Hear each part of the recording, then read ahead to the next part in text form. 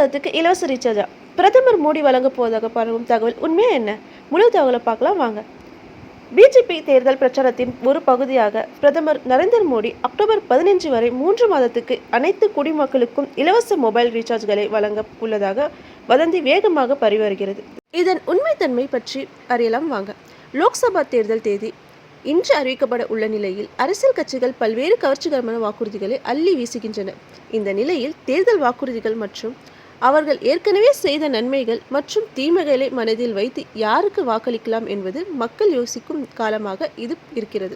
அதே நேரம் நாட்டு மக்களை ஏமாற்ற மோசடியாக வாக்குறுதிகளை அரசியல் கட்சிகள் அளித்தது போல் சில விஷமிகள் திட்டமிட்டு பரப்பி வருகின்றன. குறிப்பாக பாஜகவை மையப்படுத்தி நிறைய வதந்திகள் பரவி வருகின்றன. கவர்ச்சிகரமான அரசியல் வாக்குறுதிகளை என்று மோசடியான லிங்குகளை கிளிக் செய்ய வைத்து அதன் மூலம் மக்களின் பணத்தை திருடுவதற்கு பெரிய கூட்டமே சுற்றுகிறது. அப்படி ஒரு மோசடியை சைபர் செக்யூரிட்டி நிறுவனமான கிளெக் டெஸ்ட் கண்டுபிடித்து உள்ளது.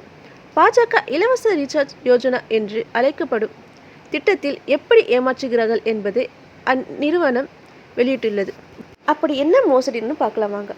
பிஜேபி தேர்தல் பிரச்சாரம் என்ற பெயரில் பிரதமர் நரேந்திர மோடி அக்டோபர் 15 வரை 3 மாதங்களுக்கு அனைத்து குடிமக்களுக்கும் இலவச மொபைல் ரீசார்ஜ்களை வழங்குகிறார் என்று குறிப்பிடப்பட்டுள்ளது.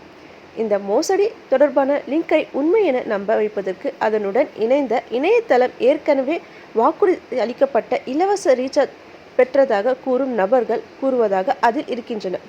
இந்த வாய்ப்பை பயன்படுத்தி கொள்ளுமாறு கூறப்பட்டுள்ளது. எப்படி மோசடி நடக்கிறது? இந்த மோசடியானது கிளாசிக் பிசிக் யுக்தியின் படி செயல்படுகிறது. எப்படி என்றால், ரீசார்ஜ் செய்ய வாட்ஸ்அப்பில் ஒரு லிங்க் வரும். அதை லிங்கை கிளிக் செய்தால் ரீசார்ஜ் ஆகும் என்று தூண்டுவார்கள். அதில் ஆசைப்பட்டு ஓடி போய் லிங்க் கிளிக் செய்தால் இலவச ரீசார்ஜ் பெறுங்க என்ற பாப்அப் அவர்களுக்கு தோன்றும்.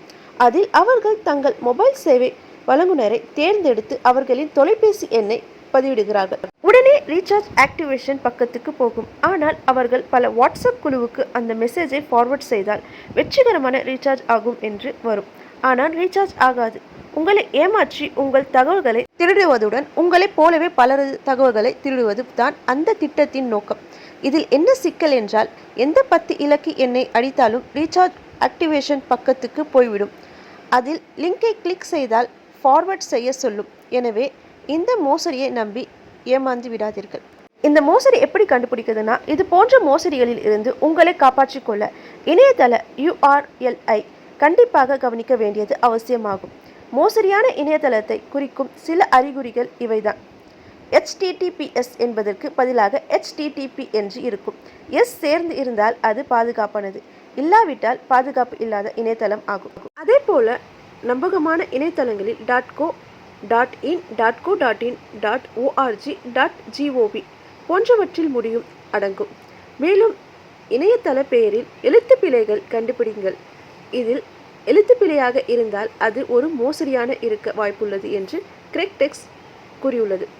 அதேபோல் நீங்கள் பார்க்கும் URL-க்கு அருகில் ஐகானை கண்டால் உங்கள் தகவலை இணையதளத்தில் பகிர வேண்டாம், ஏனெனில் அது பாதுகாப்பானது அல்ல என்பது பொருள்.